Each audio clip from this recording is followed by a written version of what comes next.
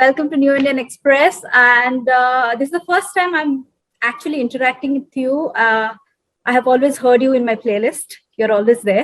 Starting with Srivalli, that's your latest thing that's all over the place. And it's taken the musical, like it's not just in the southern industry, it's Yeah, yeah. across genre and across different industries. It has gone there.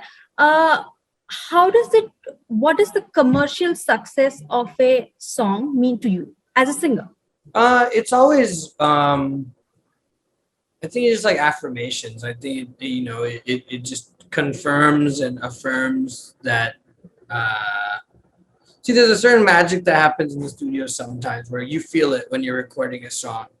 And it just it confirms to you that your belief in that magic doesn't make you crazy, that there was actually something there that does spark. Um, I will say that, while recording these pieces or this song specifically, we're not thinking about, or I wasn't thinking about like how successful it's going to be or whatnot. You're just kind of immersed in the moment. But it is very, it makes you want to keep going when you get this level of a response to a song. And yeah, it feels awesome. It feels really good. Absolutely. And have you seen some of the reels that's going around? It just, Yeah, uh, yeah. I mean, like, I when the lyric video came out, um, I loved the little move that Allu Arjun Garu does in like the step, and I thought it was just like super swagged out and just cool, and he pulls it off like effortlessly. Where it's like such a simple thing, but he just has this vibe about him, and to see it just like become this sensation has been awesome. It's fun. I will say this: I'm trying to spend less time on my phone and on social media and such, so I haven't been like seeing like a ton of them, but I get tagged in a bunch of this, so every so often I see them. And then there's some famous cricketers and stuff that have like jumped on the trend as well. So it's been cool to see for sure. that's nice. Talking about Allu Arjun, I think you guys kind of collaborated, started you lending the voice from Ala Vaikuntapuramlu, like that's the Yeah, movie. that's right. Yeah, Sama Gamana was the first time that I let my voice for one of his films. I'd been a fan of his for a while. And yeah, it's been really cool. He's someone I really respect, and I think there's a mutual just like respect there. But yeah, with Sama Gamana becoming such a big hit, and then this song Srivalli, following suit and really kind of crossing barriers and borders and so on and so forth, it's super cool. Like I said, he's someone that I think is just, especially with this film, I really like Pushpa a lot. There's edge to it. There's this mass element to it. There's a great story that's grounded in something. And yeah, I look forward to continue, working with him at different capacities. We all, like, a lot of your fans think that your voice kind of best suits to Allu Arjun. When there is a perfect voice that we go, like we have a lot of playback singers, but there will Sure. be a certain person or certain actor's persona with whom the voice kind of matches. So a lot of people have come up with like yours goes with Allu Arjun, like it's like salt and water. So do you have your any personal opinion on who does your voice go well with? Because you Not have so worked much. across industries Like, like Tamil and Telugu both. yeah. Not so much. I think I leave those decisions up to the people who make them, and I just try to be as present as possible in the recording. I'm a fan of a bunch of people that I've lent my voice to, whether it be in Tamil, whether it be in Telugu, and it's just been a beautiful journey thus far, where I've gone to lend my voice to some legends like Rajinikanth sir, which has been amazing. People like Allu Arjun Garu, then the younger generation as well, someone like Vijay Devarakonda. So, I don't really like have a preference as such or anything like that. I just kind of try to do my job and give myself to the song whenever it's given to me. As a singer, how do you go about like with a, I'm sure every singer has an approach to a song, or like a process that they feel it in and they give it out. Do you have anything when you go for a mainstream song or in a indie song, because you have explored most of it? Well, with the indie stuff, most of the indie stuff is stuff I write myself. So that process is obviously vastly different from playback, because there I'm bringing to life lyrics that I've written that are coming from my own experience and from what I witnessed myself. When it comes to playback, my whole process is pretty simple. I try to surrender to the moment and let the music director guide me, because at the end of the day, they've created this universe, they've created the song, the situation is created by the director, the actor is bringing it, the cast is bringing it to life. So I feel like my job or my role in those instances is to surrender to whatever is needed of me. So I kind of, the thing I try to do best is turn my mind off, be a vessel, take cues from the music director, and yeah, just really kind of, it's definitely been a process, because before I started doing playback, I would only sing my own songs and just like stuff that I'd created on my own. So I never had a problem of having to emotionally tap into it, because the songs were literally born out of my emotions. But with playback and with being in cinema, it's been a process of understanding, exploring, and really kind of falling in love with this idea of putting myself in different situations, and just being guided, through those situations. So, yeah, the short answer is I turn my mind off. I try to be as like I said, present as possible, and give the respect and the hand over the reins to the music director, so they can take me where they need to take me. Rahman, like, I mean, we can't do an interview with you without excluding Rahman, because he's been a huge part in your role, a part in your life, and especially with mentoring and everything else. Arya is the one of the song that got everybody's attention. Is there anything with Rahman? How did you guys come up with that song? Like, I mean, if you can just tell us how that song happened, and uh, what is the song that you think is kind of made you arrived as a singer, like as a Sure. uh, playback? Yeah, so with Adie, he'd obviously already composed the piece, and that was my first song in cinema. That was like the debut.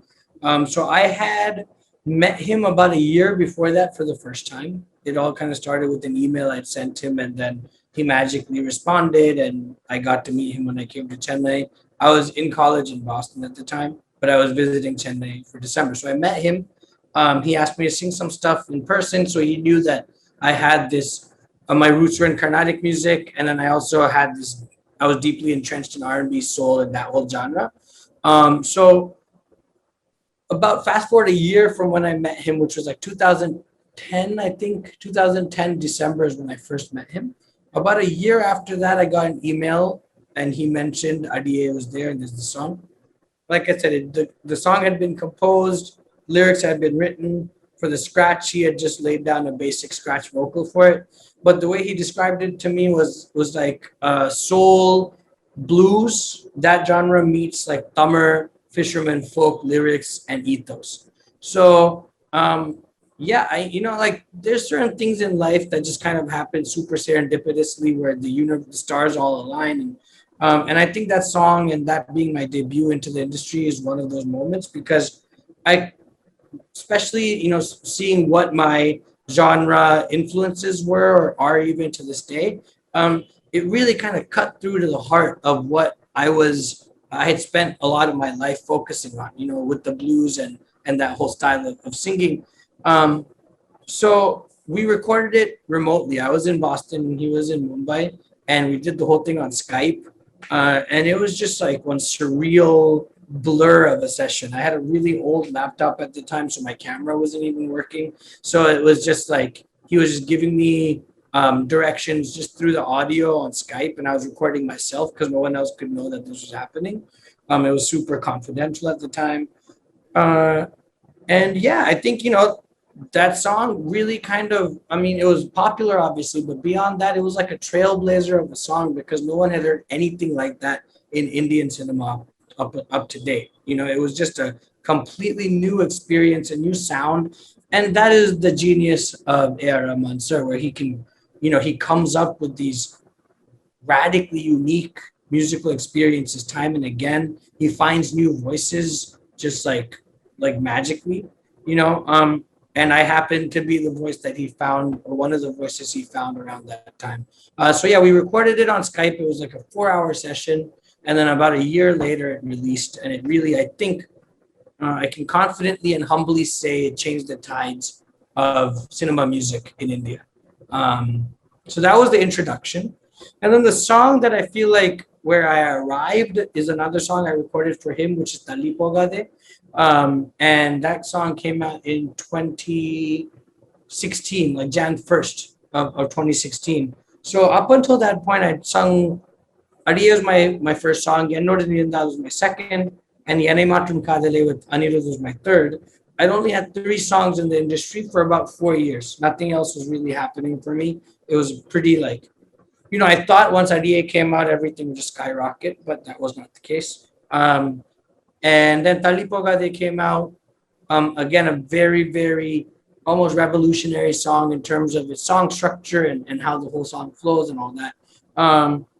That came out and that kind of changed my whole life because after that, everything just kind of blew up. So that was the transition point or the trajectory shift. So now you know about, I'm sure you're aware of the popularity that comes with the success that you are having. What do you do to keep yourself humble? Like, I mean, grounded. Sure. So I would say, so Carnatic music, like I said, is my foundation. It's what I grew up with. My mom is my guru, so she started teaching me when I was 3, and I've been very deeply just entrenched in that music form ever since. I would say my journey, that it's a very vast music form. It's very layered. There's a lot to continuously discover. So I'm always reminded because I practice every day for about like 3.5 hours, sometimes more, give or take. But I'm reminded that there's just it's this infinite kind of ocean that music in general, Carnatic music being one of the aspects of it, but it's an infinite ocean that I don't think I'll ever fully learn everything. So I came into this industry just as someone who is intensely passionate about music, and that has always been the driving force, the pursuit of wanting to learn more, of wanting to get better, increase my musical vocabulary and knowledge, and share more with the world. So I think what keeps me grounded is just this understanding that I've just, even 10 years into my career now, a decade in, I've only still just like scratched the surface. It's just the tip of the iceberg, and there's like a lot more that I want to learn, do, achieve, so on and so forth. That's one of the things. I have a really good support system and just like a close family unit that, they make sure I stay humble for sure. If there's ever like a semblance of not being humble, I'm checked on it pretty immediately. So that's really good. And then also, yeah, with fame comes like, it's obviously an amazingly powerful thing. It's beautiful to be recognized, but it's a double-edged sword, where there's a whole other side of it where your name, your likeness becomes almost like public property. You know what I mean? Where like people who you'll probably never meet will have an opinion on you or speak the same way they talk about like an iPhone or something like that. You know what I mean? Like you're no longer just an individual anonymously going through your life. So I think that also keeps me grounded. The understanding, when I was younger, especially when I first kind of came into the industry, I wanted to be famous really badly. I thought the idea of celebrity was fascinating and alluring and whatnot. And my perspective on it has changed over the years, where I appreciate the influence that comes with this, and I give it the significance it deserves, because when you have a platform where lots of people are listening to you and they hang on to every last word, you want to make sure that what you're putting forth, energy wise, information wise, messaging wise, is well thought out and is something that you intentionally mean.